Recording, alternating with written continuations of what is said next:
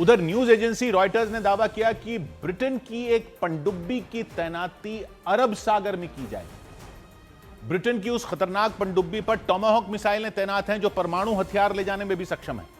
तो माना ही जा रहा है कि ब्रिटेन की इस पनडुब्बी की तैनाती के पीछे 2 दिन पहले डिएगो गार्सिया पर हुआ ईरान का एक हमला बड़ी वजह रहा।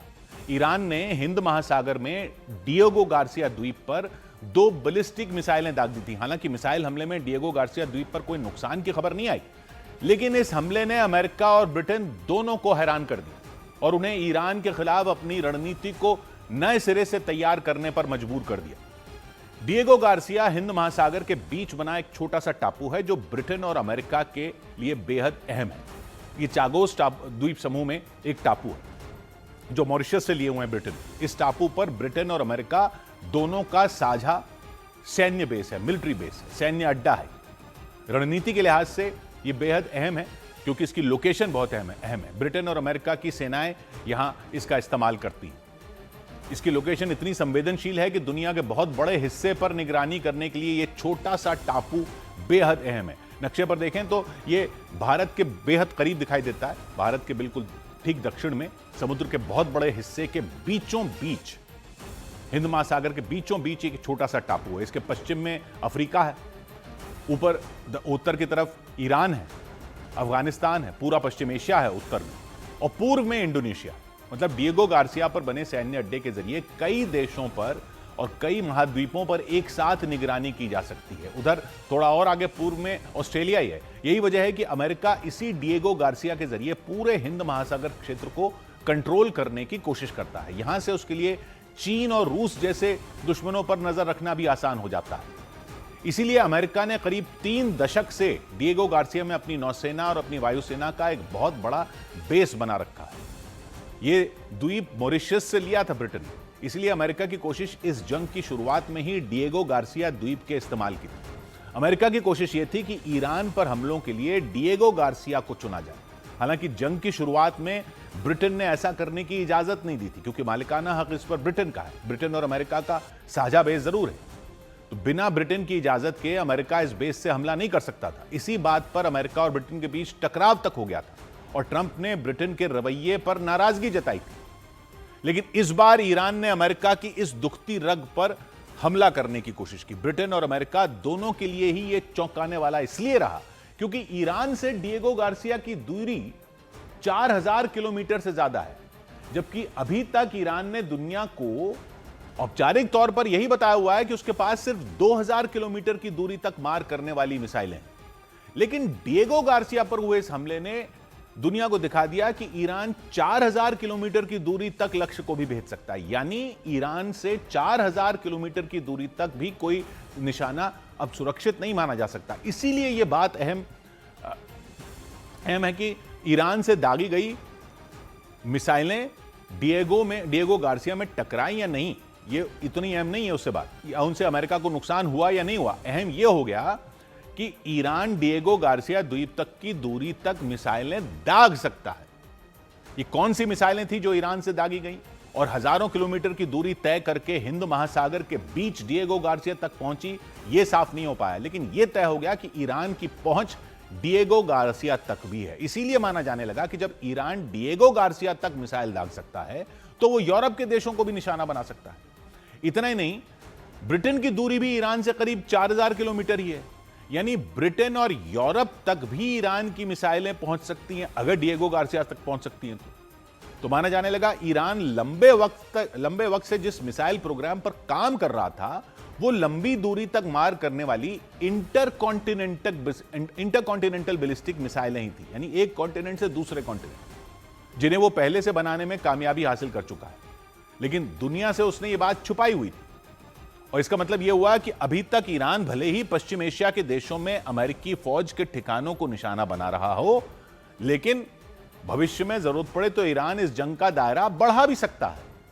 और इसी खतरे को देखते हुए ब्रिटेन ने परमाणु ऊर्जा से चलने वाली अपनी एक पनडुब्बी को अरब सागर में भेज दिया, ऐसी खबरें आई। यह पनडुब्बी पहले ऑस्ट्रेलिया के पर्थ में तैनात थी, लेकिन खबरों के मुताबिक डिएगो गार्सिया पर हुए हमले के बाद इस पनडुब्बी को पर्थ से, ऑस्ट्रेलिया से सीधा अरब सागर में तैनाती का आदेश दे दिया गया। लेकिन इसके बाद यह साफ हो गया कि ईरान के निशाने पर सिर्फ पश्चिम एशिया के देशों में बने अमेरिका के सैन्य अड्डे नहीं होंगे, बल्कि ब्रिटेन भी हो सकता है। ईरान के विदेश मंत्री ने ब्रिटेन को चेतावनी देते हुए यह बात साफ साफ कह दी कि पनडुब्बी अरब सागर में भेजने वाले ब्रिटेन के फैसले को हमले में भागीदारी के तौर पर देखा जाएगा। यानी सीधे सीधे उन्होंने धमकी दे दी कि अब ब्रिटेन भी ईरान के हमलों के निशाने पर हो सकता है। पश्चिम एशिया के भी कई देशों में अमेरिका के अलावा ब्रिटेन की सेनाओं के बेस भी मौजूद हैं। आशंका जताई जाने लगी कि ईरान की फौज अब ब्रिटेन की सेना के उन अड्डों को भी निशाना बना सकती है। इधर इजराइल के दिमोना इलाके में ईरान के हमले के बाद जंग में परमाणु तबाही की आशंका बढ़ गई। इजराइल की सेना के मुताबिक ईरान की तरफ से दिमोना में बैलिस्टिक मिसाइल दागी गई, जो वहां के रिहायशी इलाके में गिरी। इस हमले से वहां काफी नुकसान हुआ, दावा इजराइल ने किया। इजराइल का दिमोना वो इलाका है जहां पर उसका एक परमाणु ठिकाना मौजूद है, लेकिन इजराइल ने कभी भी यह नहीं माना कि दिमोना के परमाणु ठिकाने पर उसने परमाणु हथियार बनाकर रखे। उसका दावा है दिमोना परमाणु केंद्र केवल रिसर्च के लिए। हालांकि दुनिया में शांति और सुरक्षा से जुड़े मुद्दों पर रिसर्च करने वाली संस्था सिप्री के मुताबिक इजराइल ने अपने इस परमाणु ठिकाने पर करीब 90 परमाणु हथियार छिपाकर रखे हैं, ऐसी खबर है। इसी वजह से जंग के दौरान दिमोना पर बरसी ईरान की मिसाइल ने पूरी दुनिया की चिंता बढ़ा दी।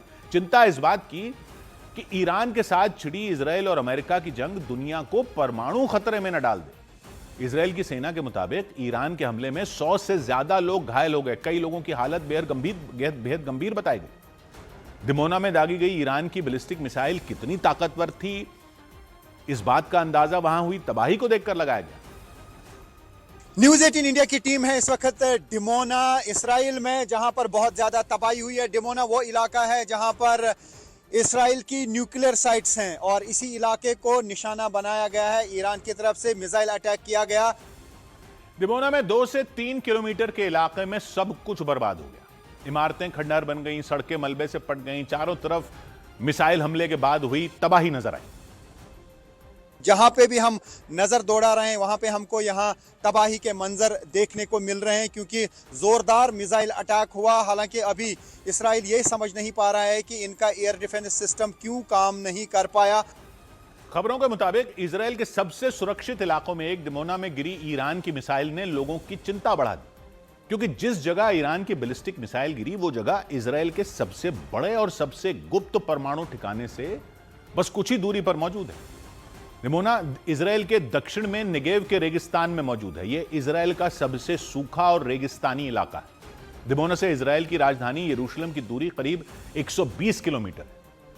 उसकी पूर्व दिशा में जॉर्डन की सीमा, दक्षिण पश्चिम में मिस्र की सीमा लगती है। दिमोना को इजराइल के पूरे परमाणु कार्यक्रम का दिल कहा जाता है। खबरों के मुताबिक दिमोना परमाणु ठिकाने में उसके 2700 वैज्ञानिक काम करते हैं। दावा किया जाता है कि इजराइल ने वहां जमीन के नीचे 8 न्यूक्लियर लैब बनवा रखे हैं। इजराइल ने इसी परमाणु ठिकाने पर अपने 90 से ज्यादा परमाणु बम छिपा रखे हैं। यह सबसे बड़ा दावा किया जाता है उसके बारे में। हालांकि इजराइल ने कभी माना नहीं है कि उस परमाणु केंद्र पर उसने परमाणु हथियार रखे हुए हैं। ईरान ने जंग के दौरान इजराइल के सबसे अहम परमाणु केंद्र को तबाह करने की मंशा से बैलिस्टिक मिसाइल दागी, ऐसी खबर है। ईरान के अखबार तेहरान टाइम्स के मुताबिक ईरान की IRGC सेना ने यहां हुए बैलिस्टिक मिसाइल हमले को अपने नतांज परमाणु केंद्र पर हुए हमले का बदला बताया। जिस तरीके से ईरान के न्यूक्लियर एरिया को निशाना बनाया गया, उसी लैंग्वेज में अब ईरान की तरफ से जवाब दिया गया और निशाना बनाया गया डिमोना को। डिमोना वो जगह है जहां पर इसराइल का न्यूक्लियर प्रोग्राम चल रहा है। ईरान के नतांज परमाणु केंद्र को इजराइल की सेना ने निशाना बनाया था। नतांज परमाणु केंद्र ईरान का मुख्य परमाणु केंद्र। राजधानी तेहरान से दक्षिण पूर्व में मौजूद इस परमाणु ठिकाने की दूरी वहां से करीब 220 किलोमीटर है। ईरान ने इस परमाणु केंद्र को जमीन से करीब 650 मीटर की गहराई में बना रखा है। 21 मार्च को इजराइल ने नतांज परमाणु केंद्र पर बंकर बस्टर बम गिराए थे। इस हमले की जानकारी परमाणु ऊर्जा पर काम करने वाले संगठन ने दी। हालांकि ईरान ने यह भी बताया कि हमला तो हुआ, लेकिन परमाणु ठिकाने से कोई रेडिएशन लीक नहीं हुआ, यानी परमाणु केंद्र को नुकसान नहीं हुआ।